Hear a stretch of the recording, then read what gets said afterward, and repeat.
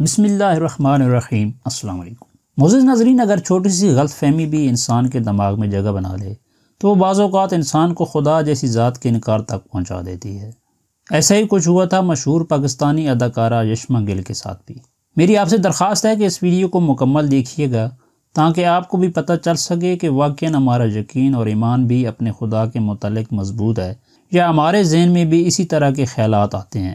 حالیہ دنوں میں اداکارہ یشما گل احمد علی بٹ کے ساتھ ایک پوڈ کاسٹ میں شریک ہوئیں اور اپنے بارے میں بڑا کھل کر بتایا کہ کس طرح وہ ایک موقع پر بالکل خدا کا انکار کر چکی تھیں اور پھر کس طرح اللہ تعالیٰ نے انہیں دوبارہ ہدایت نصیب فرمائی۔ معزز ناظرین، اس سے قبل بھی 2019 میں یشما گل جب سمینہ پیرزادہ کے شو میں شریک ہوئی تھیں تو بڑی تفصیل سے اپنا سارا واقعہ سنایا تھا۔ یشما گل نے بتایا تھا کہ میں جب یہ سوچتی تھی کہ کیسے ممکن ہے کہ انسان کوئی اچھا کام کرے اور پھر بھی اس کے ساتھ برا ہو جائے، اور دوسری طرف جو لوگ برے کام کرتے ہیں وہ مزید ترقی کرتے چلے جاتے ہیں، تو اس پوائنٹ نے مجھے اللہ سے دور کر دیا اور نوبت یہاں تک پہنچ گئی کہ نعوذ باللہ میں نے خدا کے وجود سے انکار کر دیا کہ اگر کوئی خدا ہوتا تو یقیناً اچھے کام کرنے والوں کو کبھی اکیلا نہ چھوڑتا۔ یشما گل نے مزید بھی یہ بتایا کہ جب میں آسٹریلیا میں یونیورسٹی میں پڑھتی تھی تو ہر کسی کے ساتھ مذہب کی مخالفت میں بحث کرتی تھی کیونکہ میرے ذہن میں مذہب اور خدا کے بارے میں شکوک آ چکے تھے۔ آپ لوگ سوچ رہے ہوں گے کہ پھر کس طرح یشما گل کو اپنے سوالوں کے جواب ملے اور کس نے اس کے ذہن سے غلط فہمیوں کو دور کیا، تو اس کا جواب بھی یشما گل نے خود ہی دیا تھا۔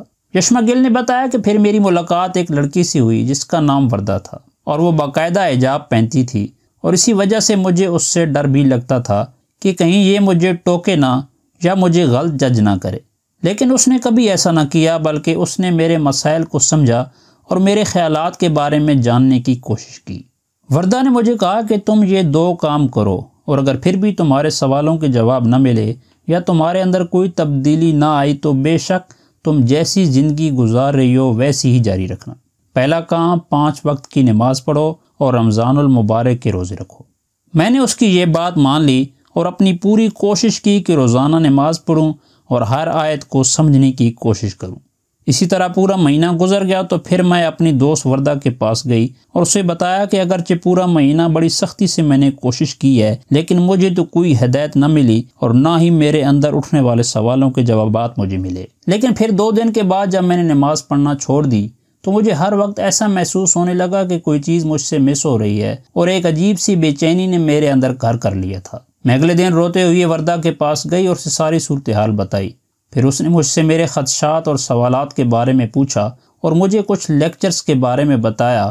اب یقین نہیں کرو گے کہ اس سے پہلے مجھے اپنے سوالوں کے جوابات اتنے عمدہ طریقے سے کبھی سمجھ ہی نہ آئے تھے، اور ایک عجیب سی خوشی مجھے محسوس ہونے لگی جس کا اظہار کرنا بھی میرے لیے مشکل ہے۔ اور پھر اس طرح اللہ تعالیٰ نے مجھے ہدایت نصیب فرمائی اور میرا ایمان اپنے رب کے بارے میں مزید مضبوط ہو گیا۔ معزز ناظرین، کیا کبھی آپ کے ذہن میں بھی اپنے رب یا اسلام کے بارے میں اس طرح کے سوالات پیدا ہوئے ہیں؟ اور اگر کسی کے ساتھ اس طرح کی صورتحال پیش آئی ہے تو پھر اس کا حل کیسے ملا؟ اپنے خیالات کا اظہار کامنٹس میں لازمی کیجیے گا، اور اگر اس ویڈیو سے آپ کو کچھ نیا سیکھنے کو ملا ہے تو لائک کر کے اپنے دوستوں کے ساتھ بھی ضرور شیئر کریں۔ ویڈیو مکمل دیکھنے کا بہت بہت شکریہ۔ اللہ آپ کا حامی و ناصر ہو۔